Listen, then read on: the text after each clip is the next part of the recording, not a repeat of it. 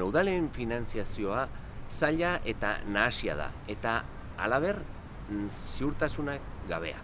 Beraz, lege honekin nahi dugu bermetasun eta segurtasun bat ematea udalen finantziazioari.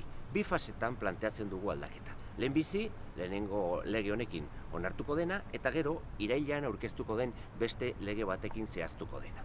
Lehenbiziko lege honetan, bi ezaugarri nagusia azpimarratu behar dira. Lehena da, hemendik aurrera, Nafarroako udalek finantziazioa izango dutela Nafarroako zergen bidezko diru sarreretan oinarrituta. Eta beti ere portzentaje finko baten bidez. Hau da, Nafarroako diru sarreren portzentaje bat udalen finantziaziorako eskainiko da.